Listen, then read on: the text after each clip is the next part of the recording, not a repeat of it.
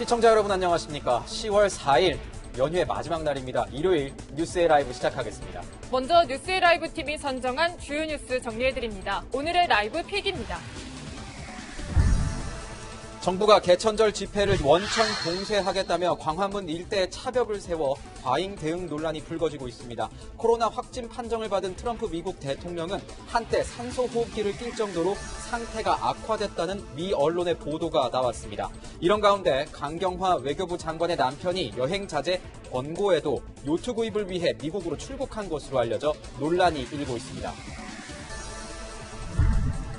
문재인 대통령의 지지율이 40%대를 유지하는 가운데 추미애 법무부 장관 아들을 둘러싼 논란 등이 계속 이어지면서 추석 연휴 이후 민심 향방에 관심이 쏠립니다. 내년 서울 부산시장 보궐선거, 내후년 대선을 앞두고 정치권도 젠걸음에 나섰습니다. 해군 특수전단 출신 유튜브 스타 이근대위가 비투 논란에 휩싸였습니다. 이근대위가 의혹을 직접 반박했지만 관련 녹취록이 공개되면서 진실 공방이 진행 중입니다.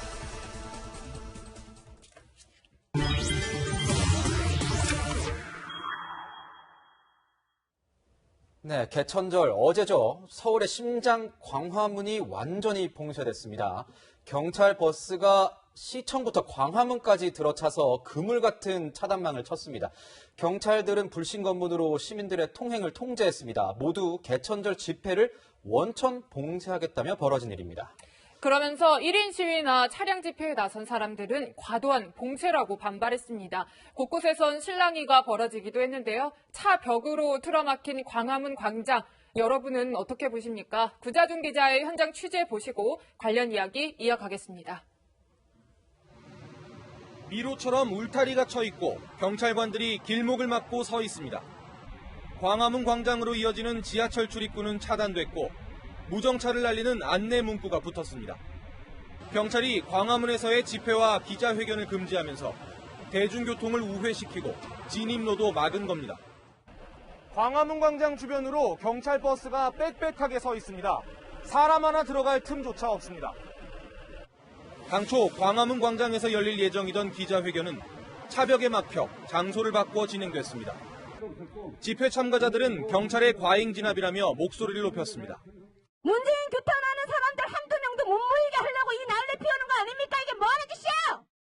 강력도 널널한 야외 집회가 지하철보다 위험합니까?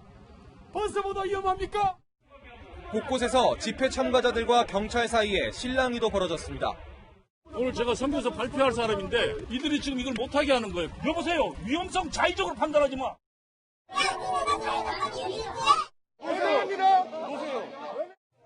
현장을 촬영하던 취재진도 봉변을 당했습니다. 찍지 마! 하지 말라 했잖아! 당신은 내 얼굴을 찍지 마요! 폭행하지 마세요. 폭행하지 마시라고. 8.15 비대위는 오는 9일 한글날과 10일에도 집회를 강행하겠다고 밝혔습니다. 채널A 뉴스 구자준입니다. 네, 관련한 뉴스 분석, 백순영 가톨릭대 의대 명예교수, 김관욱 계명대 교수, 장혜찬 시사평론가와 함께 시작하겠습니다. 어서 오세요. 안녕하세요. 네, 어서 오세요. 네, 광화문 관련된 리포트를 좀 보여드렸는데 그가 광화문 지금 현재는 어떤지 좀 보고 가겠습니다. 자, 이 시각 광화문입니다. 어제 리포트에서 보신 것처럼 그런 차 벽은 다 치워진 상태고 저 광화문 광장 이순신 동상 앞에는 일정 부분의 어떤 그 펜스가 조금 처져 있는 모습이 보이는 것 같은데 시청자 여러분께서는 지금 현재 이 시각 광화문 광장을 보고 계십니다. 자, 어제 얘기 좀 해볼까요? 광화문 광장 경찰 버스로 빙 둘러싸였습니다. 경찰 180여 개 중대, 11,000명 배치되고 일반인들의 광장 출입까지 막았습니다. 방역을 위한 것이냐? 과잉 대응 아니냐? 이런 얘기가 나옵니다, 평론가님. 네, 일단 영상과 사진을 보시면 알겠지만 굉장히 촘촘하게 그야말로 물 셀 틈도 없이 경찰 병력 11,000여 명이 동원되어서요. 버스 사이사이에 사람이 지나갈 만한 틈도 보이지 않고 있습니다. 네. 그리고 광화문 6개 차로 중에 2개 차로만 통행이 가능했고 지하철 같은 경우도 광화문역이나 시청역, 경복궁역에서는 정차를 하지 않았어요. 어제 그래서 저희 채널A도 출근하신 분들이 다 종로 3가 그쪽 넘어서 거기서 내려서 다 출근했다고 하더라고요. 네, 그리고 꼭 필요에 의해서 광화문 인근을 지나가거나 상당히 광화문에서 먼 거리에 통행을 하더라도요, 경찰 같은 경우가 지나가던 시민들을 검문해서 혹시나 집회 시위 참가자가 아닌지 확인하는 작업이 있었고, 차량 시위 같은 경우도 방지하기 위해서 물론 일부 지역에서 아주 소규모의 차량 시위가 법원에서 허가가 되긴 했습니다만, 차를 타고 지나갈 때에도 창문을 내리고 시위 용품이 있는지 없는지를 검사하는, 지금 나오고 있죠. 네. 저런 장면들이 연출되기도 했습니다. 여기 반응이 두 가지로 좀 엇갈리는 것 같은데, 아무래도 지난 8.15 시위 이후에 코로나 확진자가 수도권에서 폭증하게 되면서 많은 분들이 피해를 입었잖아요. 사회적 거리두기도 2.5단계로 격상이 되었고, 네. 그러다 보니 자영업자를 중심으로 해서 이런 조치가 방역을 위해서는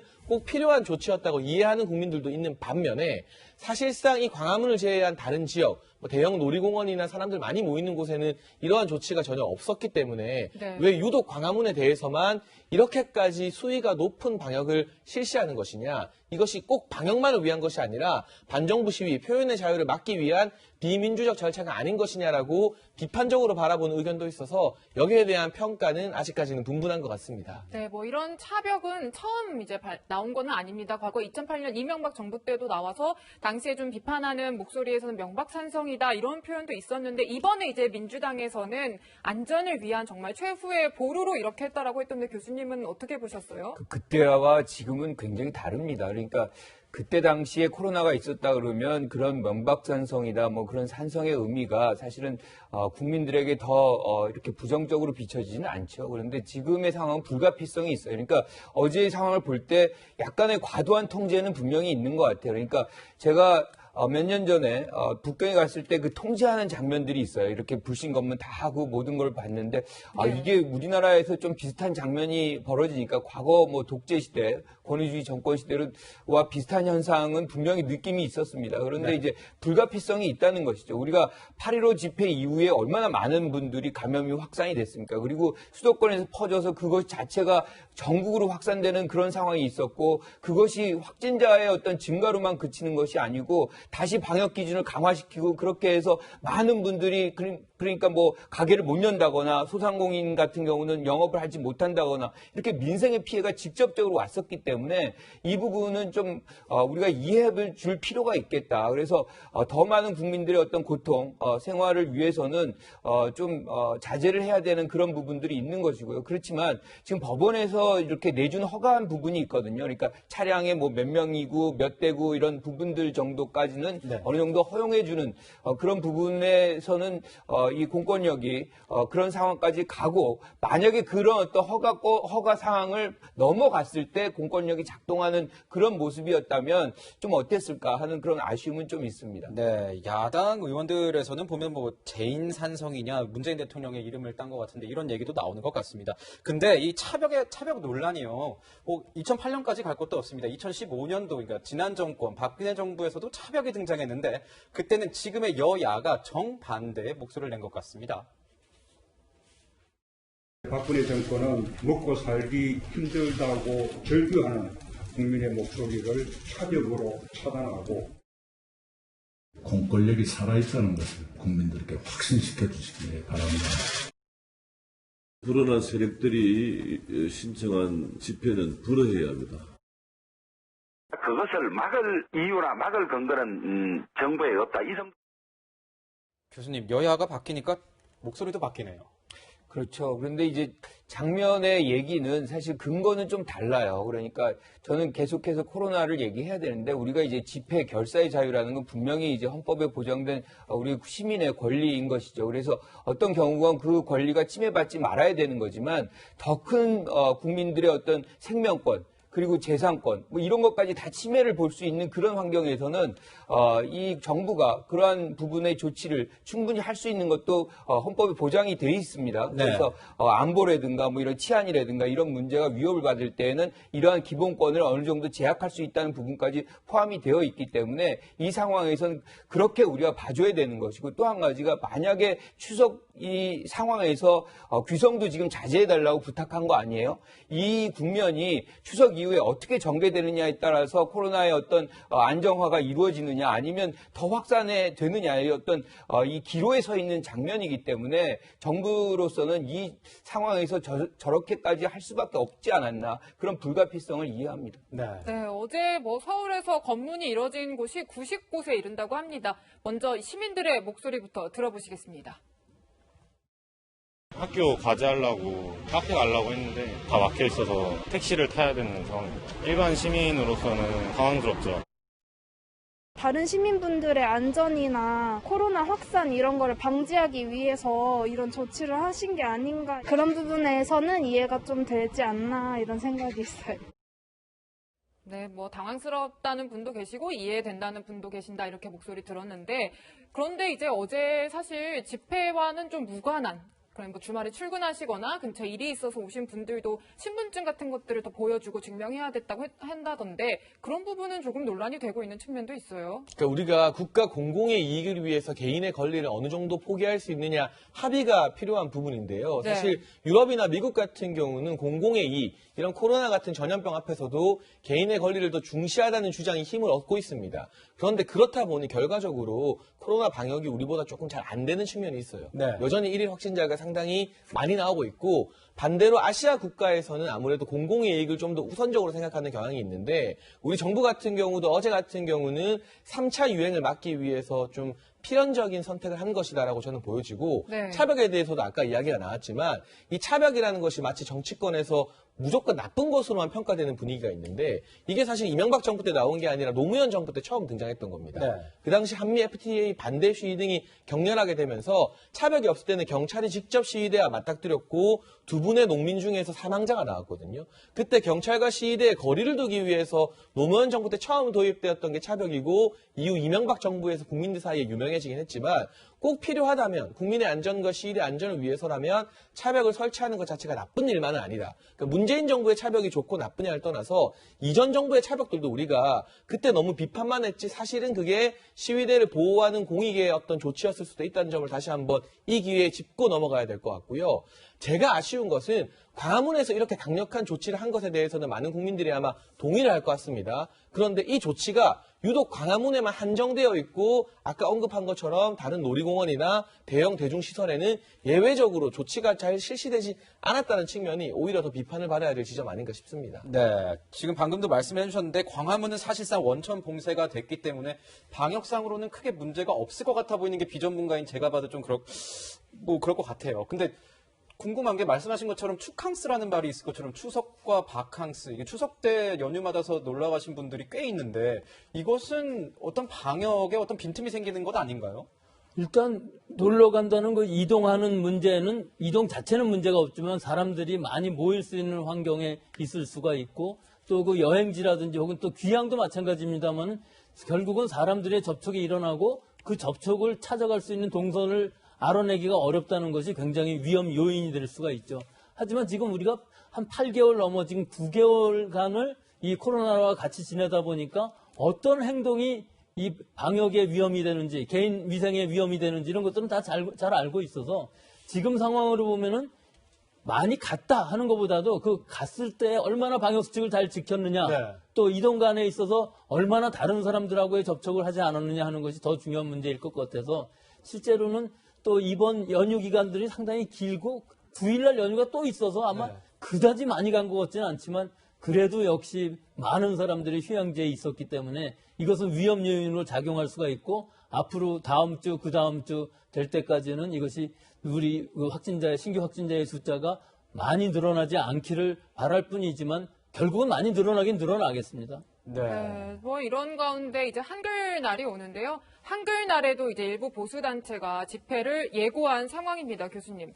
그러니까 한글날에도 집회가 예고가 되면서 이제 개천절 집회 이전에 우리가 뭐 갈등도 겪고 우려했던 점들도 또 반복되지 않을까 싶은데요. 그렇죠. 계속 이렇게 소모적인 어떤 논쟁, 소모적인 장면들이 벌어지면 국민들 이제 코로나 상황에서 굉장히 어렵잖아요. 그런데 더 마음이 불편해지는 장면이 있거든요. 그래서 시위를 하시는 분들도 사실은 집회나 시위 충분히 할 수 있죠. 자유가 있고 그 권리가 있기 때문에. 그런데 방법을 좀 코로나 시대에 좀 잘 맞는 그런 방법으로 좀 지혜롭게 좀 만들어가면 어떻겠나 그런 생각이에요. 그러니까 우리가 지금 언택트라 그래요. 그래가지고 온라인에서 많은 것들을 하잖아요. 그러면 언택트 온라인 시위 같은 걸 한번 기획을 해서 그들의 어떤 실질적으로 주장하는 것을 국민들에게 표현만 하면 되는 거 아니겠습니까? 이렇게 많은 분들이 좁은 공간에 밀집해가지고 그거로 인해서 어떤 감염이 확산되고 그것 전체적으로 국민들에게 피해간다면 그 시위하시는 분들이 더 비난을 받고 할 텐데 왜 그런 것들을 자꾸 반복적으로 하시는지 조금 새로운 방법의 어떤 시위 형태,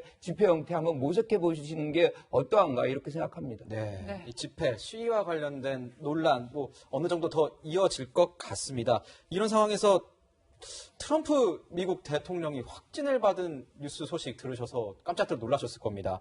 이 확진을 받은 트럼프 대통령이 어제 군 병원에 입원을 했는데요. 이 점점 더 좋아지고 있다라는 영상을 본인이 찍어서 올렸습니다. I came here, wasn't feeling so well.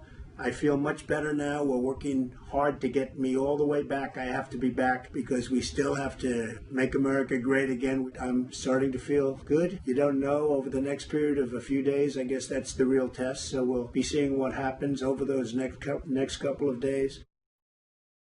네, 트럼프 대통령 저렇게 직접 나와서 본인의 상태를 얘기한 것 자체가 그만큼 관심이 많으니까 뭐 지금은 저기 또 대선기관이고 유권자들의 관심이 다 건강 뭐 이런 거에 쏠렸을 테니까 아마 얘기를 한 것 같은데 좀 특이한 건 멜라니아 여사는 또 따로 병원에 입원했다는 소식은 안 들리고 있어요. 또 거기다가 본인은 몸 상태가 양호하다고 얘기는 하고 있는데 오히려 뭐 NYT, 뉴욕타임스나 이런 데 나오는 거 보면은 산소호흡기를 낄 정도였다. 좀 심각했다. 이런 상황이라고 하는데 지금 상황 어떻게 보십니까? 영상으로만 봤을 때. 그러니까 일단 증상이 약하다 그러면 백악관에 그냥 머물르셨을 텐데 지금 병원으로 간 건 월터 리드 밀리터리 메디컬 스쿨이라는 밀리터리 메디컬 센터라는 데는 육군 병원이었어요. 원래. 네. 그렇지만 지금 간 병원은 네이벌 호스피털이라고 국립보건원 바로 앞에 있는 대통령이 아프면 필히 가는 병원입니다. 네. 또 월터 리드라는 이 병원 자체는 전 세계적으로 감염병에 있어서는 세계 최고의 권위 있는 병원이거든요.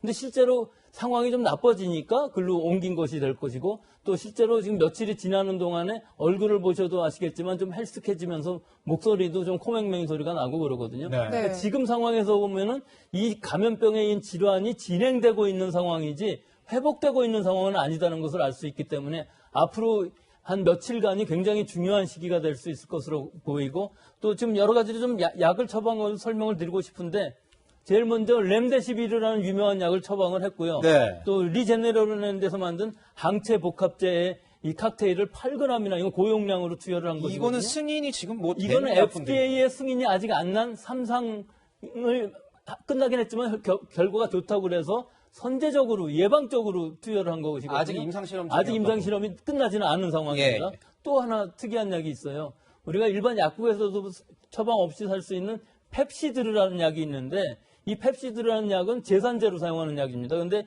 이것을 주사제로 쓸 때는 페모티진이라는 약명으로 쓰게 되는 것인데 주사제로 쓸 때는 이 코로나19 바이러스의 단백질 분해 효소를 저하해야 한다고 그래갖고 아직도 이것도 이 약물 재창출이라는 개념에서 임상 실험이 진행되고 있는 약인데 효과가 있을 것으로는 보입니다. 네. 그 이외에도 면역 증강제인 아연이라든지 비타민 D, 멜라토닌 같은 것들을 처방을 했고요. 또 지금 심장병 예방을 위해서 아스피린을 먹고 있다고 그러니까 아스피린을 쓰고 있는데 이분이 지금 74세의 고령에다가 그러니까 비만에다가 키로 바꿔야 되는 거 콜레스테롤이 높은 결국은 심혈관계가 좋지 않은 상황인데다가 비만이고 고령이기 때문에 고위험군에 속하는 상황이라 이것이 이렇게 간단히 빨리 회복되기는 어려운 상황이 분명히 있을 것 같아서 지금 증상이 나타나고 있는 시기이고 지금은 산소호흡기를 끼고 있지 않다고 하지만 앞으로 2, 3일간 잘 치료를 해야만 완화될 것으로 보입니다. 상황을 봐야 되는군요. 예. 네, 뭐 이런 상황에서 이제 트럼프 대통령은 중증 아니고 괜찮다 계속 이렇게 하면서 이제 펜스 부통령에게 어떤 권력 이양은 없이 계속 업무를 또 볼 것이다라고 얘기를 하고 있더라고요. 네, 사실상 부통령에게 권력을 이양하게 되면 일시적으로 이 행정권을 맡기게 되면 지금 얼마 남지 않은 대선 가도에서 트럼프 대통령에게는 치명적인 약점으로 작용할 수밖에 없습니다. 네. 그리고 지금 트럼프 대통령의 건강이 많이 심각하다고 중점적으로 보도를 하는 언론 CNN이나 뉴욕타임스 같은 경우도 평소에 트럼프 대통령에게 우호적이었던 언론은 아니에요. 네. 이런 상황에서 트럼프 대통령은 코로나 코로나 바이러스와 자신이 맞서 싸워서 이겼다는 아마 그런 강한 이미지를 내세우기 위해서라도 지속적으로 영상을 소셜미디어에 노출하면서 본인의 건강에 문제가 없음을 증명하려 들 가능성이 높다. 따라서 정말 건강이 심각한 게 아니라면 저는 이 영상이 끝이 아니라 이 병원에 있는 동안 계속해서 2번째, 3번째 영상을 올릴 거라고 봅니다. 네. 그리고 그 편이 어떻게 보면 트럼프 대통령 입장에서는 또 호재일 수도 있는 것이 그동안 트럼프 대통령이 코로나 바이러스에 대해서 심각하다는 메시지보다는 이거 별거 아니다라는 발언을 많이 해서 전문가들에게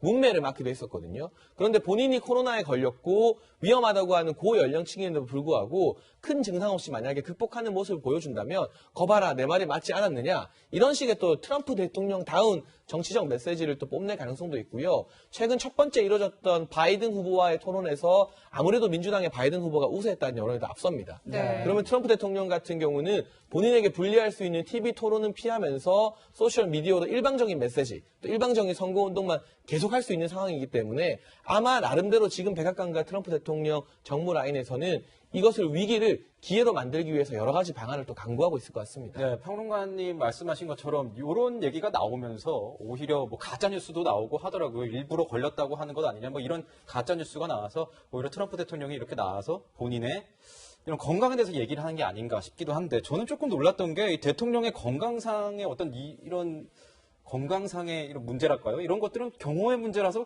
굉장히 밝혀지기가 힘든 내용인데 본인들이 잘 밝히는 게 좀 신기하기도 한데 이 백악관에 약간 이게 허술한 게 아니냐 좀 이런 얘기도 나와요. 이 예방적 차원에서 이 방역 경호 이게 제대로 안 이루어졌다 이런 얘기도 나오더라고요. 그러니까 지금 사실 어떻게 보면 대통령의 건강은 1급 비밀이라고 우리가 통상 알고 있죠. 우리나라도 그렇죠. 지금의 상황은 조금 저는 다르게 해석합니다. 그러니까 국가가 코로나로 굉장히 어려운 상황에 지금 미국에 처해 있어요. 그런데 대통령마저도 이러한 어떤 상황에 대한 인식이 없고 국민들이 계속해서 뭐 대통령에 대한 정보가 없다면 이게 굉장히 어려워진 것 아니냐라는 그런 오해 또는 그런 불안감 이런 것들이 더 증가할 수 있는 부분이 있고요. 그게 이제 국가의 어떤 안정적 관리 그런 부분이 하나의 목적이라면 또 다른 거는 일종의 선거운동 차원입니다. 만약에 지금 계속해서 악화됐다는 얘기가 계속 오고 온갖 종류의 어떤 투약 상황이 이루어진다 그러면 어렵게 보는 것이고 이런 어려운 상황의 후보를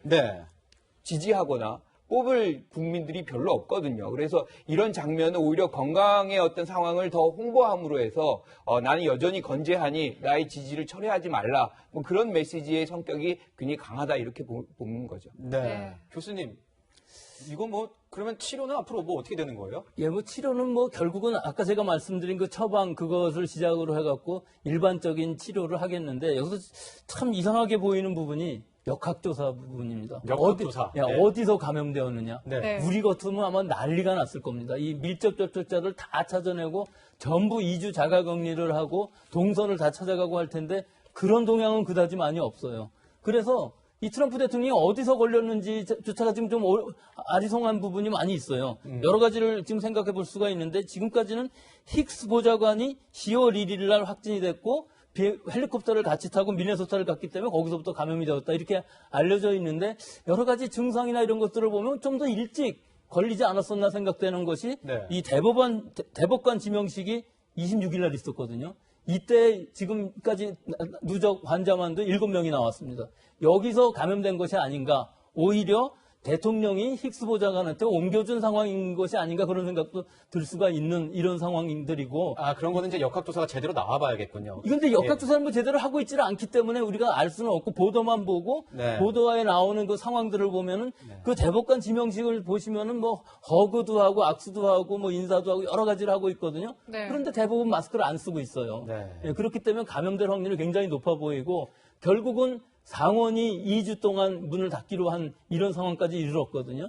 여러 가지 정황들을 봤을 때 아마 이 TV 토론은 29일이었기 때문에 이때에는 이미 감염되어 있지 않았나 하는 생각이 드는 것이고 그 이후로 날짜를 계산해 보면 벌써 한 5, 6일이 지나서 증상이 상당히 진행이 되고 있는 상황이고 앞으로 2, 3일이 정말 관건이 될 수 있는 지금 안심하지는 못할 지금 상황인 것으로 보입니다. 네, 여러 가지 가능성과 추정들이 나오는데 미 언론의 보도를 좀 잘 유념하여서 봐야 될 것 같습니다. 네, 이렇게 트럼프 대통령의 코로나19 확진 소식이 알려지자 세계 각국에서 위로의 메시지들이 나왔는데 우리 문재인 대통령도 보냈고 또 일본에서도 보냈지만 더 빨리 김정은 북한 국무위원장이 보내서 되게 눈길을 끌었습니다. 이유를 뭐라고 보세요? 뭐 보험이라고 봐야겠죠. 사실 트럼프 대통령 재선이 불투명한 상황에서 지금 북한 입장에서는 트럼프 대통령과 일단 좋은 관계, 우호적인 어떤 메시지를 쌓아두는 것이 만에 하나 또 재선이 됐을 때 여러 가지 북미 회담을 복원시킬 수 있는 계기가 되는 거 아니겠습니까? 저게 위로 전문,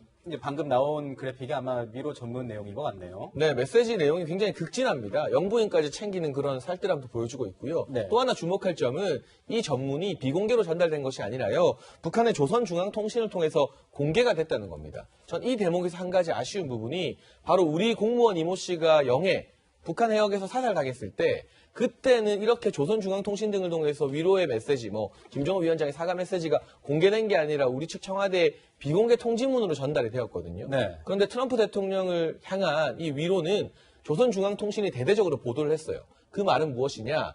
이걸 정말 우리가 미국에 대해서 우호적인 마음을 갖고 있다는 걸 다른 사람들도 알아줬으면 좋겠다는 뜻이기 때문에 만약 재선을 하게 된다면 이러한 어떤 작은 제스처들을 계기로 해서 김정은 위원장과 트럼프 대통령의 관계가 또 복원될 수 있는 것 아니겠느냐는 그런 기대감도 갖게 하는 대목 같습니다. 네, 그렇군요. 오늘 확진자 저희가 좀 한번 확인을 해봐야 될 것 같은데요. 1일 확진자 수를 보면 64명입니다. 64명. 조금 이제 줄어드는 추세, 이제 두 자릿수까지 들어와서, 이제 추석 이후 상황을 좀 이제 지켜봐야겠죠. 아마 검사 대상 수가 이제 줄어들어서 아마 그런 수 있을 텐데, 이런 가운데요. 강경화 외교부 장관의 남편, 이일병 연세대 명예교수가 미국으로 출국을 했는데, 이 출국한 목적을 묻자 개인 여행이라고 했습니다. 교수님. 이거는 어떻게 저희가 봐야 되는 겁니까? 지금 아마 여행 좀 자제해달라는 권고가 전 국민에게 내려진 걸로 알고 있는데. 그렇죠. 그런데 이제 개인의 여행이라든가 이런 것도 사실 자유의 하나의 권리에 해당이 되기 때문에 어떻게 막을 권리가 없죠. 하지만 지금 우리가 이 추석 명절에도 정부 관계 당국이 좀 귀성을 자제하라고 이렇게 부탁을 하는 그런 상황인데도 불구하고 공직자, 최고 공직자죠. 공직자의 그 남편이 이렇게 개인적인 목적을 갖고서 해외 여행을 하고 그리고 그 목적의 내용을 우리가 보면 조금 우리 상식 좀 바뀌어요. 그러니까 요트 여행을 한다 이걸로 지금 알려져 있는데 왜냐하면 SNS에 그렇게 올리고 가신 것 같더라고요. 이런 거 보면 저는 굉장히 당혹스럽다. 그러니까 아마 제일 당혹스러운 사람은 강경화 장관이 아닐까 이런 생각을 좀 해봅니다. 그런데 지금은 전 국민이 협조하에 이런 코로나를 어떻게 하면 방역을 잘 실시해서 좀 극복할 수 있느냐의 모든 노력을 경주하고 있는데 이런 개인적인 부분들을 너무 이렇게 강조하고 거기에서 다른 사람에게 좀 피해가 갈 수 있는 부분이 발생한다면 이거는 조금 부적절한 거 아닌가 그런 판단을 할 수밖에 없다는 생각이 좀 들어요. 네, 지금 이 교수가 자신의 블로그에도 굉장히 상세하게 기록을 남겼습니다. 미국에 가서 요트를 구입하고 또 카리브해 항해하는 여행을 하겠다 이런 내용들을 밝혔는데 이 소식이 알려지고 나서요, 평론가님, 누리꾼들 반응도 굉장히 다양해요. 네, 물론 개인의 자유이기 때문에 이 교수의 여행에 대해서 국가가 제재를 가할 수 있는 것도 아니지 않느냐. 법을 어긴 것도 아니지 않느냐. 예를 들면 가서 방역조치 잘 지키고 돌아왔을 때 자가격리 기간 준수하게 되면 큰 문제가 없다는 의견도 있습니다만 대체적으로는 비판적인 의견이 주를 이루는 것 같습니다. 왜냐하면 이 교수가 공직자는 아니지만 고위공직자, 그것도 장관인 국무위원회 배우자라면 우리나라의 그동안 정치권 관행상으로는 가족들에게도 어느 정도 높은 수준의 도덕성을 요구하기 마련이었거든요. 그리고 그동안의 고위공직자들이 가족 관련 문제가 일어났을 때 이거는 내 일이 아니라 가족 문제니까 상관없다는 태도를 보이지 않았습니다. 여야를 막론하고 고위공직자의 가족에 대해서는 굉장히 엄격한 기준으로 해당 공직자를 평가하는데 근거로 삼아 왔기 때문에 이 교수의 지금 모습은 정부가 나서서 아까 저희 광화문 광장 보시지 않았습니까? 그 수백 대의 버스를 동원해서 물 새 틈 없이 광화문 광장을 봉쇄하고 국민들에게 추석에 고향도 가지 말아달라. 부모님 산소 가서 성묘하는 것도 자제해달라고 하는 마당에 네. 더구나 이 여행 자제령을 내는 외교부 수장의 배우자가 다른 목적이 아니라 개인 여행 목적으로 이렇게 미국을 간다는 것, 이 부분이 국민 정서와는 상당히 동떨어진 부분이거든요. 네. 그럼 강경화 장관 같은 경우도 본인의 배우자의 이런 계획을 미리 알았다면 당연히 미리 알았겠죠. 전화하기 힘든 추미애 장관보다는 가까운 사이 아니겠습니까? 네. 그렇다면 이걸 좀 자제시켰어야 한다는 그런 여론이 상당히 높기 때문에 전 이 교수의 이러한 미국 여행이 아마 강경화 장관이 앞으로 국무위원으로서 업무를 수행하는 데도 상당한 차질이 될 것 같고요. 이제 곧 국감이 다가옵니다. 국감에서 외교통상이 질의 과정에서도 이 부분이 중점적으로 다뤄지지 않을까 싶습니다. 네. 그러니까 좀 아쉽습니다. 뭐 귀성 귀경도 자제해달라고 한 상황이었고. 지금 저희가 또 얘기를 나누고 있는 게 뭐 한쪽에서는 언론 출판, 집회, 결사의 자유 이런 거에 대해서 지금 국민들은 얘기를 하고 있는데 갑자기 이 외교부 수장의 남편이 여행을 갔다는 게 좀 네, 한번 지켜보겠습니다. 이 외교부 특별 여행 주의보 2번이나 연장했습니다. 그거 강경화 장관이 이렇게 얘기했습니다. 또한 우리 국민 보호를 위해 전국가 및 지역 대상 특별 여행 주의보를 발령하고 무엇보다 해외 우리 국민 안전 보호를 위해 귀국 지원을 포함한 영사 조력을 지속 제공하면서 특별여행주의보를 추가 연장하는 방안 등도 필요에 따라 검토해 나가겠습니다. 백 교수님, 지금 해외여행은 위험한 거죠? 위험하죠. 네. 우리나라는 지금 뭐 100명 이 정도 나와도 어렵다고 힘들다고 위험하다고 그러는데 미국의 경우는 수만 명이 하루에 나오고 있는 상황이니까 어디서 어떻게 감염될지 전혀 알 수가 없는 상황이죠. 네. 그렇지만 미국에는 자가격리 2주간을 시키지 않습니다.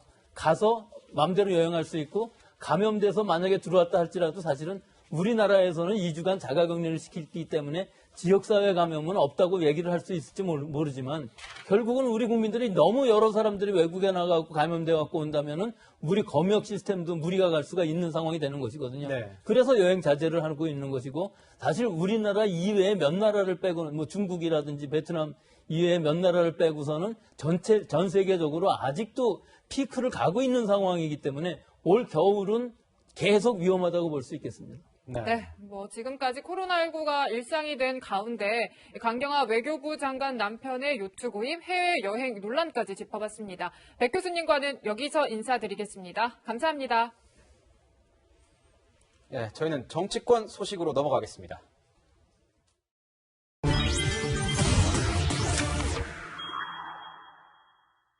네, 추석 연휴가 끝나면 정치권은 더 바빠집니다. 추석 민심을 토대로 각자의 전국 구상에 따라 본격적인 행동에 나서기 때문인데 특히 국회는요, 수요일부터 국정감사에 돌입을 하면서 이 추석 민심 어떻게 하면 국감 시즌 내내 이어갈까 하는 이런 고민에 눈코 틀 새 없이 바쁩니다. 네, 국회에 나가 있는 취재기자 연결해 어떻게 준비되고 있는지 알아보겠습니다. 자, 강은하 기자, 21대 국회 첫 국감입니다. 어떤 이슈들이 다뤄질 걸로 보이나요? 네, 국회에선 오는 7일부터 3주간의 국정감사가 시작됩니다. 이번 국감은 추미애 장관 아들의 휴가 연장 의혹을 두고 이 여야 간 팽팽한 신경전이 예상됩니다. 추 장관 아들의 의혹은 이미 동부지검에서 무혐의 처분을 내렸지만 국민의힘은 의혹이 해소되지 않았다는 입장인데요. 추 장관이 국회에서 여러 차례 보좌진에게 휴가 연장을 지시한 적 없다고 말했지만 추 장관이 아들 부대장교의 전화번호를 전달한 사실이 드러난 만큼 이 관련 문제를 파헤치겠다는 겁니다. 국민의힘은 추 장관의 남편, 아들, 딸, 부대 관계자 등 10여 명을 증인으로 신청했지만 민주당이 채택을 거부하고 있습니다.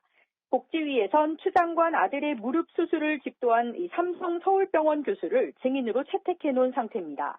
이외에도 서해 공무원 피살 사건이 집중적으로 다뤄질 예정인데요.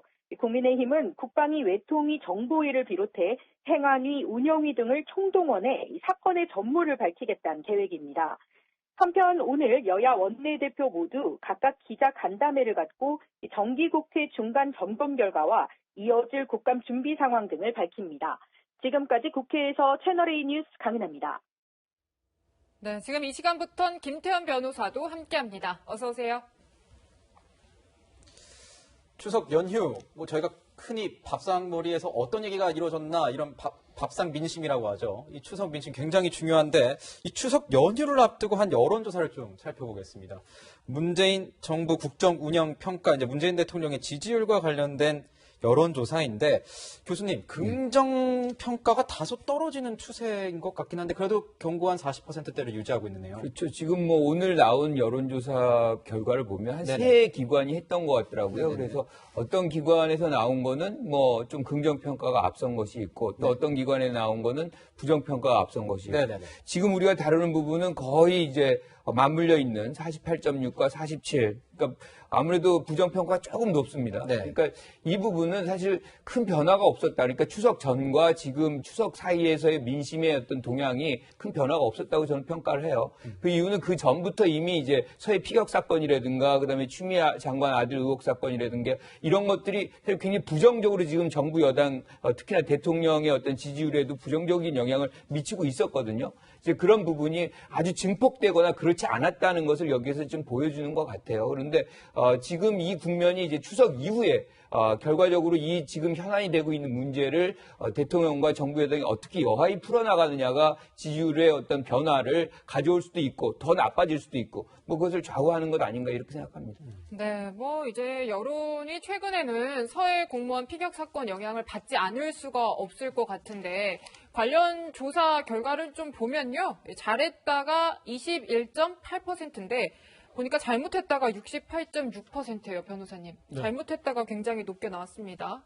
저거 사실은 잘했다고 보여주기는 어려운 사건이에요. 어찌됐건 간에 결과도 좋지 않았고 그 과정에 있어서 어떤 대통령의 어떤과 청와대 보고 체계 문제라든지 이런 부분과 엮여서 이건 뭐 잘했다고 보기가 쉽지 않은 사건인데 근데 문제는 아까 청와대 입장에서는 그나마 다행인 건 저게 잘못했다가 한 70% 가까운데 대통령 지지도가 크게 떨어지지 않았다는 거예요. 네. 그게 청와대 입장에서는 다행인 거고 저 야당의 국민의 입장에서는 굉장히 당혹스러운 부분이죠. 그러니까 이걸 보면 이런 겁니다.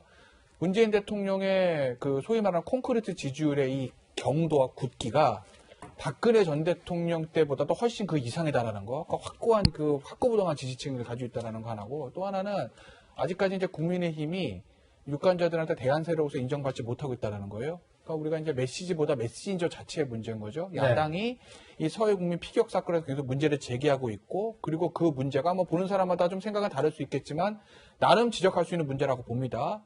그리고 그게 이 정부의 대응이 부적절하다는 70% 여론조사 나타난 거예요. 이쯤 됐으면 사실은 국민의힘의 지지도가 굉장히 치솟고 대통령의 부정평가가 확 늘어나야 되는 거거든요. 네. 그런데 그럼에도 불구하고 아직까지 대통령의 긍정평가가 조금 높은 그리고 그렇게 크게 떨어지지 않은 대통령 지지도 여론조사가 나오는 걸 보면 아직까지 야당이 대안 세력으로서 확실히 자리매김하지 못하고 있다는 거. 오히려 이건 야당에게는 굉장히 좀 위기 신호로 볼 수 있는 거죠. 이런데도 아직까지 대통령 지지도가 안 떨어지고 우리가 안 올라가네라는 거. 그러니까 아마 야당이 지금 저 안에 내부적으로 경고음을 키고 아마 처음부터 좀 다시 모른 걸 바로 잡아야 될 것 같아요. 야당 입장에서 보면. 교수님은 어떻게 보십니까? 코로나의 상황이 문재인 대통령의 어떤 지지율을 어느 정도 유지하고 있다. 저는 이렇게 봅니다. 그러니까 견고한 지지층이 있어가지고 그런 것이 아니라 지금 전체적으로 위기 상황이면 정부에게 힘을 실어주고 그 힘을 통해서 사실상 이 환란을 극복하고자 하는 국민들의 그런 생각들이 있거든요. 네. 그것들이 어떻게 보면 견고하게 높은 지지율, 뭐 높진 않지만 어느 정도 40% 후반부의 어떤 지지율 계속 유지하는 것이고 또 한 가지 지금 말씀하신 대로 뭐 서해 피격 사건이라든가 추미애 장관 아들 의혹 사건이라든가 이것이 직접적으로 아주 치명적으로 영향을 안 주고 있거든요. 그 이유는 이것 자체가 사실은 문 대통령이 만들어낸 직접적인 어떤 책임의 소재가 거기 있지 않다는 것을 국민들이 알고 있다는 거죠. 그러니까 국방부가 뭐 최선을 다해서 어느 짧은 기간 동안에 구명 노력을 안 했던 부분들의 불만도가 굉장히 있지만 그 책임 전체가 대통령에 가고 있지 않다는 것이고 또 한 가지는 지금 뭐 추미애 장관 아들 의혹 문제도 사실 대통령과 상당히 거리가 있는 문제이기 때문에 부정적 영향을 주고 있지만 직접적인 어떤 이 지지율의 어떤 추락 이것을 이끌어내지는 않고 있다 이렇게 평가를 해야 되겠죠. 네, 뭐 서해 공무원 피격 사건 관련해서는 여론조사도 좀 부정적으로 나오고 있고 야권 비판도 계속되는데 이런 가운데 이제 민주당의 우상호 의원은 이렇게 말했습니다. 보수 야당이나 일부 신문에서 왜 구출하지 않았냐? 신도 아니고 어떻게 거기 표류하고 있는 사람의 좌표를 찍어가지고 북한군이 거기 경비정이 있는데 거기를 날아가서 그걸 왜 구출하지 않았냐? 그래서 내 속으로 아니 이게 박근혜 이명박 정부였으면 그럼 그렇게 했냐? 그건 불가능한 거잖아요. 이런 식의 군사적 대치가 또 없게 하기 위해서라도 총선을 해야지. 미운 놈하고도 평화롭게 지내야 하는 것이 외교 안보의 전략 아닙니까? 네. 뭐 평론가님 보시기에는 정말 이런 상황에 놓인다면 어떤 외교 안보적으로 구해줄 방법이 없는 겁니까? 글쎄요. 일단 우리가 최선의 시도를 하고도 통하지 않았다면 국민들이 대부분 납득했을 겁니다. 그런데 이 최선의 시도라는 게 현장에서 예를 들면 확성기로 우리 국민이니까 건드리지 말라고 하는 것 정도는 이 NLL 해역을 넘어가지 않고서도 충분히 가능한 조치거든요. 그리고 네. 북한과 주고받았던 신서나 통지문을 교환했던 그 수면 아래에 뭔가 국정원의 정보 라인 또는 청와대와 북측의 정보 라인이 있을 겁니다. 그 라인을 통해서 우리가 과연 통지문 한 장이라도 보낸 기록이 있었다면 이미 청와대에서 공개했겠죠. 우리가 보냈는데 북한이 외면했다. 그런데 그런 최소한의 노력조차 하지 않았기 때문에 여러 가지 아쉬운 말들이 나올 수밖에 없는 것이고요. 네. 지금 이런 상황에도 불구하고 문재인 대통령 국정 지지율은 비교적 굳건하게 유지되고 있지만 해당 사건에 대해서는 아까 본 여론조사처럼 거의 국민의 70% 가까운 사람들이 정부가 잘못했다고 지적을 하고 있어요. 그러면 여당에서도 이 사안별로 문제를 놓고 이건 우리가 잘못했으니까 좀 톤을 조절하는 방안으로 가야지 이 7대3이라는 해당 사건에 대한 여론을 보는 게 아니라 그냥 대통령 여론만 믿고 계속 종정선언 우리는 잘못한 거 없다. 뭐 어떻게 하란 말이냐. 네. 또 심지어는 신동근 의원 같은 경우는 박근혜 정부 때 월북자 사살했던 극단적인 케이스까지 꺼내는 게 결코 더불어민주당에게 도움이 되지 않는다. 네. 저는 최근 여론조사를 보면서 과거 이제 미국의 오바마 대통령 때 지지율이 많이 생각나는데요. 오바마 대통령 퇴임할 때 지지율 40% 넘겼습니다. 네. 제일 지지율이 낮았을 때가 30% 후반이었고 거의 임기 내내 과반을 넘는 지지율을 유지했지만 결과적으로 오바마 대통령은 인기가 많았어도 정권은 아시다시피 트럼프 대통령과 교체가 됐거든요.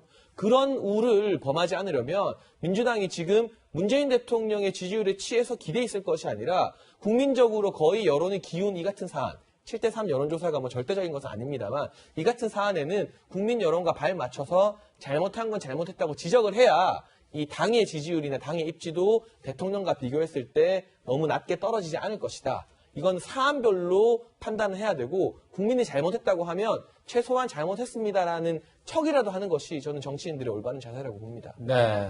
이 정당 지지도 조금 살펴봐야 될 것 같습니다. 아까 김태현 변호사 얘기를 했지만 더불어민주당 30%대고 국민의힘은 20%대가 나오는데 국민의힘 야당으로서 그렇게 크게 힘을 못 쓰고 있다. 아까 평가도 해주셨어요. 이유가 뭘까요? 저거 보시면요. 네. 지금 가장 많은 지지도를 받고 있는 정당이 어디예요? 지지정당 없음. 그렇죠. 네. 지지정당 없음담입니다. 이게 사실 주는 메시지는 간명한 건데 더불어민주당이 사실 총선 때 결정을 찍은 다음부터는 떨어지는 건 맞습니다. 아무래도 추세 자체가 초선 때 180석 대승을 얻고 나서 31% 여당의 31%는 그리 나쁜 지지도는 아닌데 네. 대통령의 국정운영 평가 긍정이 거의 한 40대 후반인 거에 비교해서 봤을 때는 여당 지지도가 31%면 그렇게 높은 건 아니거든요. 네. 여당에서 분명히 이탈한 게 있어요. 그럼 이탈한 그게 국민의힘으로 가지 않고 지지정당 없음당으로 갔다라는 거죠. 떠다니는 부동층이 더 많다는 거. 이건 뭐냐? 그러니까 아까 이제 이게 사실은 예전에 새누리당 때부터 시작된 거고 탄핵 이후에 한 3년 동안 이 야권 보수 야권이 벗어내지 못하라는 건데 이 대안 세력으로서 확실한 믿음을 못 주는 거죠. 난 민주당 잘하는 것 같지 않은데 문재인 대통령 잘 못하는 것 같아. 그러면 어떡하지? 그럼 국민의힘 찍어야 돼? 누구 있는데 거기 다음 대통령 후보로? 그러니까 나 아직 못 찍겠는걸? 나 그냥 가운데 있을래. 지지는 없음. 지켜볼래. 이게 굉장히 많다라는 거거든요. 네. 그러니까 대안 세력으로서 다음 정권을 가져올 수 있는 수권 정당으로서 우리가 다음 대선에서 내세울 만한 후보는 이런 사람이고 우리가 집권을 하면 경제 정책을 이렇게 가져갈 거고 외교 정책을 이렇게 가져갈 거고 지금 민주당과 문재인 정부가 못하는 건 있지만 우리한테 정권을 주시면 이러이러하게 하겠습니다라는 큰 어떤 마스터 플랜이라든지 이런 걸 보여줘야 되는데 그게 아직 없다라는 거죠. 그러니 민주당에서 떠난 표들이 국민의힘으로 오지 않고 그게 공중에 떠다니는 겁니다. 그래서 지지정당 없음당이 지금 대한민국 제1당입니다. 여론조사상으로 보면. 결국 수권 정당, 그러니까 이 대권을 가져올 수 있느냐 없느냐 이런 적시성을 좀 보여줘야 되고 거기다가 이 대권 후보의 진영이 좀 짜여져야 이 지지율도 의미가 더 있을 것 같다 이렇게 말씀을 해주신 것 같네요. 네, 이런 상황에서 추미애 장관 아들 의혹 관련해서 혐의는 이제 무혐의 처분이 났지만요. 거짓말 해명 의혹이 계속 불거졌는데 추 장관은 이런 의혹에 대해서 어떤 의혹 제기한 측에 대해서 강력히 대응하겠다 이런 입장을 연일 밝히고 있는데요. 관련해서 과거 영상 준비되어 있습니다. 보좌관에게 수사가 이렇게 이루어지지 전화하라고 않고 지시한 있다는- 것은 사실입니까? 지시했습니까? 장관님이 그 당시에? 보좌관이 뭐하러 그런 사적인 일에 지시를 받고 하겠습니까? 보좌관이라는 사람이 장교에게 전화해서 병가로 처리해달라는 요청을 한 사실이 있느냐는 질문에 그런 사실이 없다고 답을 하셨죠. 라고 물어봤죠. 보좌관에게 그런 사실을 시킨 바가 없습니다. 그리고 그럴 이유조차 그럼 없습니다.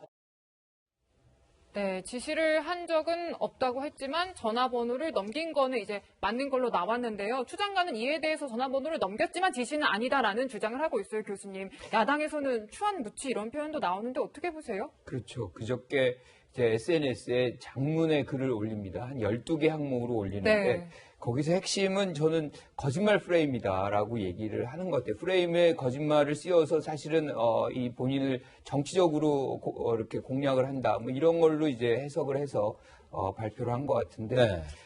저는 뭐 개인적으로는 지금 추미애 장관이 이 모든 논란을 사실 자초했다라고 생각을 해요. 그러니까 그 SNS에 올린 글을 논란이 시작된 1월 달에 만약에 그렇게 했다면 네. 거짓말 논란도 사실 이렇게까지 발생을 할 필요가 없는 거거든요. 그리고 실질적으로 조사도 이렇게 8개월, 9개월까지 이끌 필요도 없는 것이고요. 한 가지 확실한 거는 지금 카톡에서 공개된 내용을 보면 추 장관이 이 보좌관에게 장교 전화번호를 주고 그리고 그 장교와 보좌관의 어떤 대화 내용에 대한 결과를 보고받았다는 겁니다. 네. 근데 그 얘기는 지금 추 장관이 여태까지 얘기했던 것들하고 굉장히 상반되는 얘기들이에요. 그러니까 아들이 모든 걸 처리했고 본인은 개입한 적이 없고 보좌관이 왜 사적 지시를 받느냐. 이것이 지금까지 수차례에 걸쳐서 추 장관이 얘기했던 것인데 그것과는 상반된 얘기가 나왔음에도 불구하고 거짓말 프레임이다.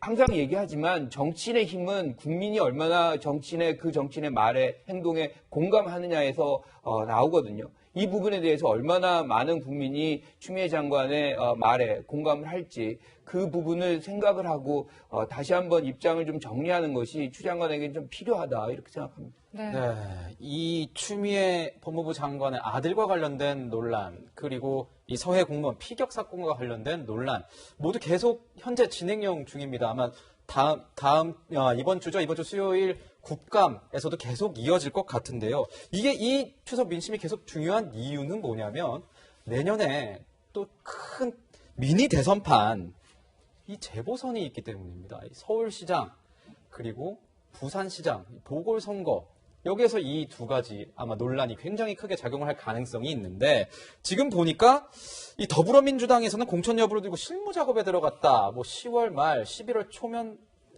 후보군이 나올 거다. 뭐 이런 얘기가 아마 나오나 봅니다. 뭐 후보군도 후보군이지만 일단 공천을 할지 말지를 결정을 내려야 되는데 그게 11월은 넘기지 않게 될 것 같습니다. 그런데 사실 더불어민주당의 당원 당규를 보게 되면 이 소속 지자체장이 본인과 관련된 문제를 일으켜서 낙마해서 재보궐이 이루어지면 후보 공천 안 한다는 룰이 있거든요. 그렇다면 이 룰을 바꾸기 위해서는 당원 당규 개정 작업도 이루어져야 될 것 같고요. 이낙연 대표가 당대표 후보 시절부터 일단 당 안팎의 여론을 잘 듣겠다고 했는데 내부적으로는 정당이 이 시장 선거에 공천 안 한다는 건 말이 안 된다는 분위기가 압도적입니다. 아마 전당원 투표라는 명분을 얻게 될 것 같아요. 그런데 네. 상식적으로 전당원 투표하게 되면 더불어민주당 당원들이 후보 안 내자고 투표할 가능성은 거의 없거든요. 그러한 일련의 과정들을 거쳐서 10월이나 11월에는 공천을 하겠다고 확정을 짓고 연말 사이에 이제 서울시장 후보, 부산시장 후보원들끼리 내부 경쟁이 되면서 여러 가지 컨벤션 효과를 노리게 되겠죠. 제가 전망하는 바 그리고 정치권에서 들리는 여러 가지 후문을 볼 때 공천 자체는 거의 기정사실화인 것 아니냐. 다만 한 가지 변수가 있다면 이걸 당원당규 개정이나 전당원 투표를 통해서 더불어민주당 후보로 공천을 할 수도 있는 것이고 네. 과거에 박원순 전 시장이 처음으로 당선됐을 때 시민 후보의 형식으로 단일화 추대가 되었었거든요. 그런 식으로 어떤 민주 진영의 시민 후보를 추대해서 단일화 등을 통하는 그런 작업. 그렇게 되면 명분적으로 따졌을 때 더불어민주당의 후보는 아니지만 범여권의 후보가 되는 셈입니다. 그 민주진영의 후보가 당선되고 나서 더불어민주당에 입당할 가능성도 있는 것이고 방식은 여러 가지 가능성이 남아 있습니다만 범여권에서 공천을 하는 것만큼은 거의 90% 이상 기정사실로 받아들이고 선거를 바라봐야 하지 않을까 싶습니다. 네. 이제 뭐 민주당의 공천 여부는 좀 이제 지켜봐야겠고 이제 이런 가운데 벌써부터 서울시장 하마평이 오르락 내리락 합니다. 여야 모두 얘기가 나오는데요, 변호사님 어떤 인물들이 거론되고 있습니까? 글쎄 뭐 이제 사실은 지금 나오는 후보들은 기존에 우리가 누구나 생각할 수 있는 후보예요. 여당 같은 경우에는 뭐 추미애 법무부 장관 얘기도 있고요. 박영선 중소기업 벤처부 장관도 있고요. 여성 서울에서 다선 의원들 아니겠습니까? 네. 그다음에 뭐 앞서 이제 잠시 인터뷰하는 영상 보셨더니 우상호 의원 얘기도 있고, 그러니까 여당 같은 경우에 중진 의원들, 그다음 현직 장관들 중심으로 서울을 지역구로 두는 얘기 나오는 거고. 문제는 야당입니다. 야당 같은 경우에 지금 여러 가지 하마평들이 있긴 있는데 딱히 네. 떠오르는 사람은 없는 것 같아요. 네. 뭐 초선 중에서 뭐 윤희숙 의원 얘기도 있고, 그다음에 유일한 구청장의 조은혜 서초구청장 얘기도 있고요. 그리고 뭐 나경원 전 의원이라든지 뭐 오세훈 전 시장 얘기도 있는 것 같고, 안철수 전 대표, 그다음에 그다음 뭐 홍적 전 의원 얘기도 있는데, 문제는 야당은 지금 어떤 문제가 있냐면, 글쎄 전 모르겠습니다. 이거 보는 사람마다 야당의 전혀 시각은 좀 다를 수는 있는데, 과연 김종인 비대위원장이 가장 중요한 임무 중에 하나는 내년에 본인의 임기가 서울시장, 부산시장 재보궐 때까지니까 그 후보를 잘 만들어서 승리하는 것. 설사 서울 같은 경우는 승리하지 못하더라도 엄청나게 큰 차이가 아니라 정말 오차범위 내에서 굉장히 격전을 벌이면서 지는 거, 지더라도 잘 지는 거. 네. 이게 중요한 건데, 지금 김종인 비대위원장이 그 준비를 잘하고 있는가? 지금 그게 의문이에요. 왜냐하면 지금 국민의힘이 아까도 제가 말씀드렸듯이 메시지 문제가 아니라 메신저 자체의 문제거든요. 이런 겁니다. 국민의힘이 하나 식당이에요. 음식이 맛없다고 손님이 지금 다 끊겼어요. 주방장이 새로 왔습니다. 그러면 주방장이 새로운 음식을 만들어내기가 아주 힘들면 기존의 음식이라도 이거 우리 맛있는데요. 간 다시 해서 드셔보세요. 이래야 되거든요. 근데 우리는 김치찌개도 맛없고요. 된장찌개도 맛없고요. 순두부도 먹을 것도 안 되고요. 그럼 뭘 먹으라는 거죠? 그렇지 않습니까? 굉장히 국민은 어려운 상황입니다. 그러면 기존에 있는 후보라도 좀 부족하지만, 우리는 뭐 나경원 의원 전 의원도 있고 오세훈 전 시장도 있고 원희룡 지사도 있고 뭐 그다음에 당 밖에는 그래도 안철수 대표도 같이 할 수도 있고, 본인의 마음을 들지 않더라도 뭔가 그렇게 포장을 해서라도 유권자들이 그래 국민의힘 한번 가볼까? 어떤 메뉴를 좀 보여준다. 이래야 되는데 여기도 안 돼, 저기도 안 돼. 그럼 누구 남아요? 본인이 하시겠다는 건가요? 이게 지금 당권을 가진 사람으로 저는 할 일이 아니라고 봅니다. 지금 비대위 처음 와서 당이 막 지금 정신이 없을 때는 그럴 수도 있는데, 이제 나름대로 이름도 바꾸고 정강정책 바꾸고 뭐가 이제 새롭게 태어나는 모습 아니겠습니까? 그러면 우리의 미래 권력으로서 이런 사람들이 있으니까 한번 유권자들 판단해 보세요. 예전과 달라졌습니다. 그리고 이 사람들이 부족하면 외부에서 새로운 사람들에도 우리가 영입을 해서도 라인업을 꾸리겠습니다. 이래야 되는데 다 아니랍니다. 누구를 가지고 선거를 치르실 건가요? 네. 그게 궁금하다라는 거죠, 저는. 네, 뭐 이거 식당에 비유를 해서 아마 이 후보군들, 그러니까 메뉴들을 좀 선정해서 유권자들에게 보여줘야 되는 거 아니냐, 뭐 이렇게 얘기를 하신 것 같은데, 부산시장 상황도 좀 봐야 될 것 같아요. 야당이 유리하다, 뭐 이렇게 얘기가 나오긴 하면서 뭐 후보군 정말 난립을 하고 있습니다. 거기다가 오늘 또 보니까 김무성 전 새누리당 대표가 등판할 수도 있다. 이런 얘기도 나오던데요, 교수님. 역대 선거 결과를 보면 부산에 관해서는 뭐 야당이 월등히 유리하죠. 오거돈 시장이 굉장히 어렵게 된 건데 불명예로 이제 사퇴한 상황이 돼버렸습니다. 중요한 거는 이 PK 지역, 특히나 부산이 거의 대선의 가장 중요한 어떤 전략적 요충지가 돼버렸거든요. 네. 그런데 이 장면에서 2022년에 대선을 앞두고 있는 여당이든 야당이건 여기 놓칠 수 없는 승부판이 돼버린 거죠. 그래서 여당도 최선의 인물을 아마 내보낼 가능성이 있다 이렇게 보고요. 그래서 그런 차원에서 본다면 김영춘 전 의원 지금 이제 국회 사무총장을 네. 하고 있죠. 그리고 김혜영 전 최고위원 뭐 이렇게 거론이 되고 있고요. 야당 같은 경우는 더 난립을 많이 하고 있습니다. 서병수 의원 같은 경우 박형준 전 미래통합당 공동선대 대책위원장이죠. 네. 그리고 삼선의 뭐 장재원 의원 등등이 이제 많이 나올 것 같은데, 이 장면에서 저는 그렇게 생각을 해요. 그러니까 여당 같은 경우는 굉장히 사실 불명예 사퇴를 한 것이기 때문에 여기서 이긴다고 생각하지 말고 실질적으로 반성으로 이 시간을 삼는, 그래서 이 상황을 어떻게 잘 정리해 나가는, 그래서 국민에게 시민에게 실질적으로 다시 한번 기회를 이렇게 얻을 수 있는 그런 반성의 시간에 전략을 짜야지 여기서 반드시 이기겠다, 대선에 이기겠다 뭐 이런 차원에서 접근한다면 국민들이 그 당시에 어떤 불명예적인 상황을 잘 반성을 안 한다는 그런 이 비판을 직면할 수도 있다고 생각을 해요. 그래서 전략을 좀 잘 짤 필요가 있겠다 이렇게 생각합니다. 네, 이제 다음 달에는 김경수 경남도지사의 항소심 선거 공판도 진행이 되는데 굉장히 관심이 쏠립니다, 평론가님. 네, 사실 김경수 지사 같은 경우는 당내 주류 세력이라고 할 수 있는 친문 당원들이 가장 강력하게 지지하는 잠재적 대권 후보로 봐야 될 것 같고요. 지금 이낙연 대표와 이재명 경기지사가 양강 구도를 형성하고 있지만 만약 김경수 지사가 무죄를 선고받고 복귀하게 된다면 당내 이 대선판의 구도가 완전히 뒤바뀔 수도 있는 아주 중요한 사안이라고 해야 되겠습니다. 지금 이재명, 이낙연 양강 체제에서 뭔가 균열이 생겨서 중간에 후보가 나올 수 있다, 이런. 그럴 가능성도 충분히 있죠. 네. 그만한 파괴력이 있는 것이고, 무엇보다 과거 노무현 전 대통령을 만들었던 핵심 그룹, 그리고 지금 문재인 대통령을 만들었던 핵심 그룹이 심정적으로 가장 가깝게 생각하는 잠재적 대선 후보는 아마 김경수 지사일 겁니다. 이낙연 대표 같은 경우도 지금 친문으로 분류가 됩니다만 전통적으로는 이제 호남 동교동계와 훨씬 가깝게 정치를 해왔던 게 사실이거든요. 그런 측면에서 이 재판 결과가 참 주목이 되는데 중간에 2심 재판부가 한번 바뀌었잖아요. 그런데 이 2심의 쟁점은 김경수 지사가 이 드루킹 일당의 산채라고 하는 출판사에 가서 킹크랩이라고 하는 댓글 조작 프로그램 시연회를 받느냐입니다. 네. 1심에서는 이걸 봤다고 판단해서 유죄 판결을 내렸고요. 2심 재판부 같은 경우는 당초 재판부가 변경되면서 선고는 못 내렸지만 중간에 변론에서 이걸 봤다고 못을 박았어요. 과연 이 못 박은 변론을 2심의 지금 재판부가 뒤집을 수 있을 것인가?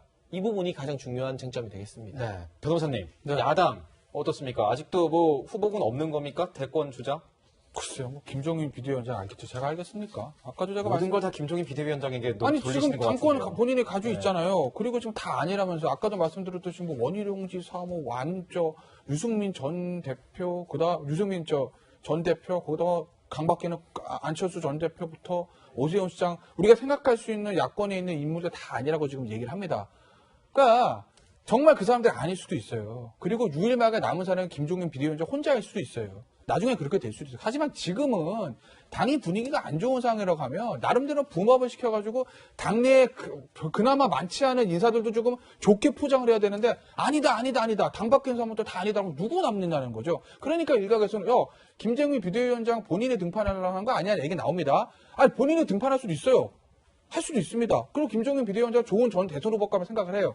그렇다고 하더라도 다른 어떤 후보군들 다 그렇게 아닌 걸로 만들어서는 이게 선거가 과연 가능하겠느냐.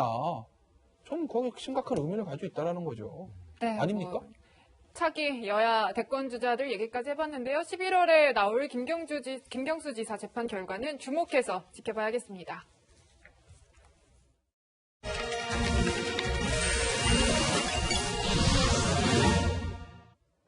2004년 무대에 오른 한 신인 정치인이 희망의 메시지 하나로 온 국민을 감동시켰습니다.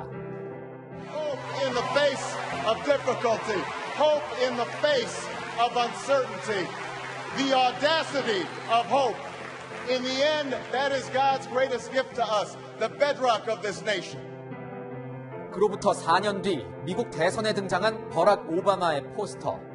그를 스타로 만들어준 연설에 홉, 희망이라는 문구를 담은 이 포스터는 오바마 신드롬의 정점을 찍게 했고 결국 그는 아시는 대로 대통령이 됩니다.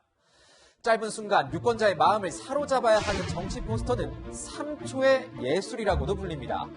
단순히 후보자의 얼굴뿐 아니라 정책과 그 의도까지 단 한 장의 종이 위에 표현해야 하기에 그 자체로 선거 정치의 역사가 불립니다.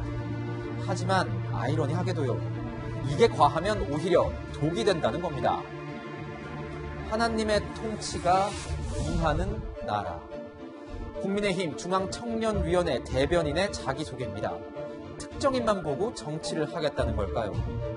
뿐만 아니라 부위원장은 자신을 땅깨로 소개했다가 육군 비하 논란에 휩싸였고 또 다른 부위원장은 한강 갈 뻔함이라는 표현을 쓰면서 극단적 선택을 희화화했다는 비판을 받았습니다. 제1야당 그리고 청년들의 미래를 책임지겠다는 젊은 정치인들입니다.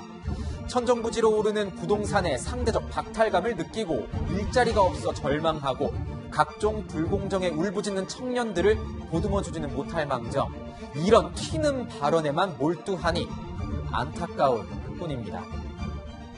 소통을 통한 공감, 공감을 통한 타협, 타협을 통한 정치. 이 포스터들엔 과연 무엇이 담겨 있습니까? 청년 정치인들 당연히 실수할 수 있습니다. 하지만 이들의 이런 실수가 기성 정치인들의 모습을 그대로 답습해 생긴 건 아닌지 우려됩니다. 추석 연휴 갑자기 등장한 달림은 영창 논란.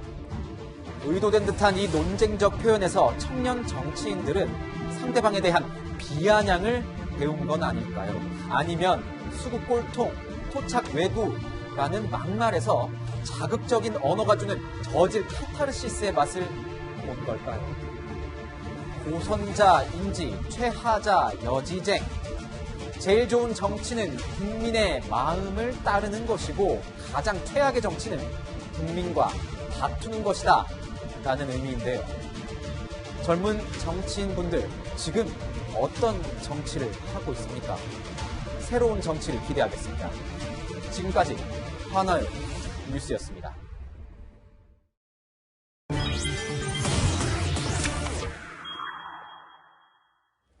예, 저희 사건, 사고 소식 좀 알아보겠습니다. 저희가 정치 뉴스만 다룰까 하다가 사건, 사고 이게 많이 좀 회자가 되는 것 같아서 짧게라도 알아보고 가려고 하는데요. 이 이근대위의 비트 논란, 이근대위라고 해가지고 뭐 지금 현역 대위라고 생각하실지 모르겠는데 그건 아니고요.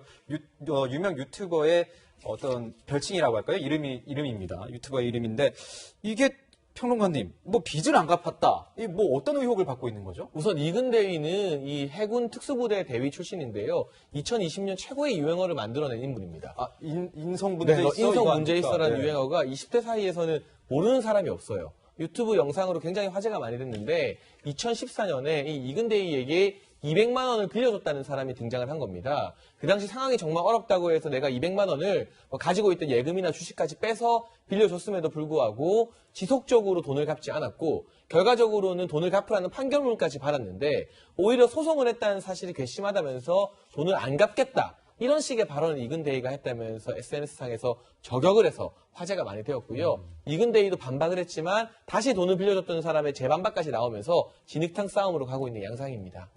네, 이게 뭐 논란이 커지니까요. 이 예비역 대위, 이근 예비역 대위는 자신의 유튜브 영상을 통해서 해명을 했습니다. 들어보시겠습니다.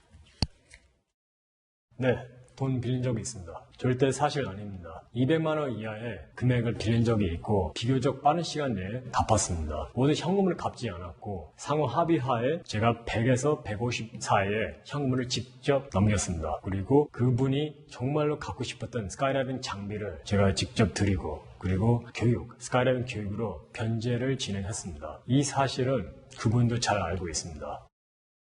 네, 뭐 내용을 들어보면은 빌린 것도 사실이지만 갚기도 했다라고 하는 건데 이 소송과 관련해서는요, 변호사님, 그러니까 네. 자신이 미국에 있을 때 벌어진 일이라서 뭔가 잘 대응을 하지 못했다라고 하던데요. 그러니까 그래서 모르겠어요. 이제 소액 사건인데 미국에 있으면은 송달이 안 되거든요, 소장이. 그럼 원래는 미국에 있는 사람한테 대사관 통해서 송달하는데 그렇게까지는 안 했을 거고 아마 송달 안 돼가지고 그러면 공시 송달이라 해가지고 계속 연락 안 받으면 그냥 끝나는 거 있어요. 아주 쉽게. 뭐 그렇게 해서 끝났을 가능성이 있죠. 200만 원. 근데 뭐 알아서 잘 하시겠죠. 뭐 200만 원이니까 뭐 지금 저 이근 전 대위가 인기 유튜브라고들 하더라고요. 인기가 굉장히 많고. 잘 그러면은 모르시는군요. 아, 전 이근 대위. 잘 안 봅니다. 네. 유튜브. 네, 아시겠지만 전 잘 안 봐요. 저는. 네. 저는 최선의 데스킹을 거친 걸 봅니다. 그렇기 때문에. 어쨌든. 그런데 뭐 지금 뭐 나름대로 그게 유튜브가 확 떠가지고 뭐 수입도 좀 있으실 테니까 뭐 200만 원 뭐 잘 갚으시겠죠 뭐.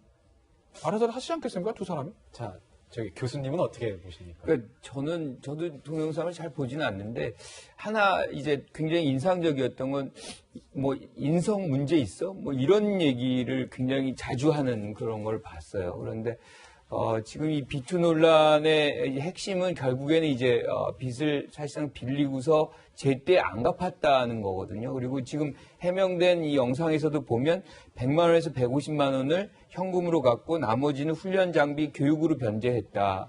그런데 또 그 피해자라고 얘기하는 분은 그런 것이 아니다라고 얘기를 해요. 그리고 100만 원을 주기로 한 날 뭐 브라질을 가는 걸로 돼 있다.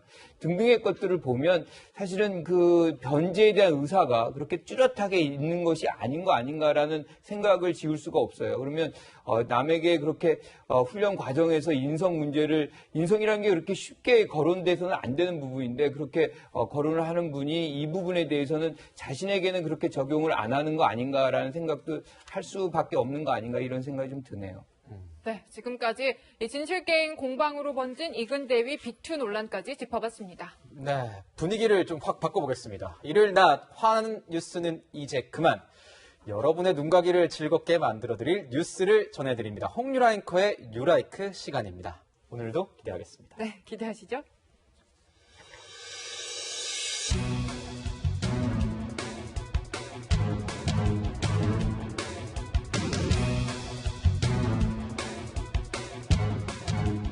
네, 오늘 첫 소식은 도넛 팔아 대박난 항공사입니다. 보시면 손님이 줄지어 서 있고 도넛을 튀기고 포장하는 직원 손길이 분주해 보이죠. 얼핏 도넛 맛집 모습 같지만 태국 항공사 타이 항공에서 운영하는 판매대입니다. 코로나19로 인한 경영난을 극복하기 위해 튀김 도넛 판매를 시작했다는데 현지 언론에 의하면 이걸로 한 달에 3억 7천만 원 정도 벌었다고 하는데요. 도넛이 불티나게 팔리자 항공사는 별도의 가맹점 사업까지 검토하고 있습니다. 또 다른 대박 소식은 은행원의 다이아몬드입니다. 자, 9.07 숫자 밑에 반짝반짝하는 덩어리가 놓여 있죠. 9캐럿짜리 다이아몬드입니다. 미국 아칸소주에 사는 30대 은행원 케빈 키나드가 다이아몬드 분화구 주립공원에서 우연히 발굴한 보석입니다. 이 공원에선 입장료 $10만 내면 누구나 다이아몬드를 채굴할 수 있다는데요.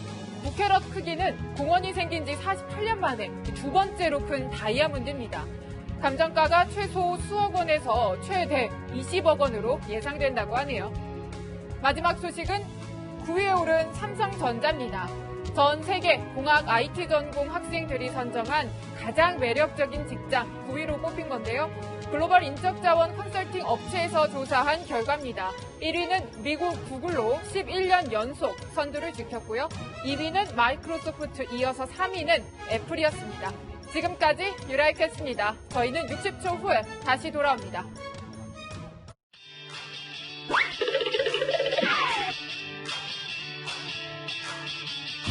이번 주 이 뉴스만큼은 꼭 알아야 된다. 저희가 미리 뽑아봤습니다. 주요 뉴스를 미리 보는 시간, 뉴스계 백투더퓨처 아프로 뉴스입니다. 5.18 당사자에 대한 사자 명예훼손 혐의로 기소된 전두환 전 대통령의 재판이 2년 5개월 만인 내일 마무리됩니다. 5.18 헬기 사격 여부가 쟁점으로 검찰의 구형량에도 관심이 갑니다. 정부가 나라 빚이 과도하게 불어나지 않도록 기준을 정하는 재정준칙 도입 방안을 내일 발표합니다. 4차례 추가 경정 예산 편성으로 올해 국가 채무가 846조 원을 넘어선 상황에서 재정 건전성 확보를 위한 정부의 노력이 빛을 볼 수 있을까요? 함께 지켜보시죠. 제21대 국회 첫 국정감사가 이번 주 수요일 시작됩니다. 국정 전반에 관한 조사를 통해 정부를 감시, 비판하는 국정감사의 본래 취지가 잘 살려졌으면 합니다. 이번 주 금요일은 574도를 맞은 한글날입니다. 오로지 백성을 위해 만들어진 한글의 위대함과 그 의미를 다시 한번 새겼으면 좋겠는데요. 이날 일부 보수단체가 한글날 집회를 예고한 가운데 정부가 원천 차단을 경고하고 있어 일부 마찰이 예상됩니다. 옹홍 앵커, 이번 추석 연휴에는 곳곳에서 가을비가 내리던데 추석 마지막 날, 연휴 마지막 날인 오늘은 어떻습니까? 네, 서울에 비 예보는 없지만 다른 지방 곳곳엔 약한 비가 지나가는데요. 경기 북부와 영서 북부는 오후 늦게 한때 비가 오겠고 제주도는 오후까지 비가 내리겠습니다. 아, 그렇군요. 참 이 말은 정말 하기 싫은데 해야겠죠. 직장인 여러분은 잠깐 채널을 고정하시고 비는 거두면 좋습니다. 내일은 연휴 끝! 출근이죠. 출근길 날씨 어떻습니까? 내일은 갑자기 확 추워집니다. 서울 아침 기온이 10도를 기록하고 화요일에는 9도까지 쭉 떨어지겠습니다. 오랜만인 출근길은 평소보다 따뜻하게 챙겨 입는 게 좋겠네요. 네, 참 변덕스러운 날씨입니다. 독감 위험도 커지는데 건강관리 각별히 신경 써주시고 코로나 뭘 해도 코로나 조심조심 또 조심하십시오. 몇 번을 반복해도 부족합니다. 오늘 저희가 준비한 소식은 여기까지입니다. 일요일엔 뉴스에이 라이브입니다. 시청해주셔서 감사합니다.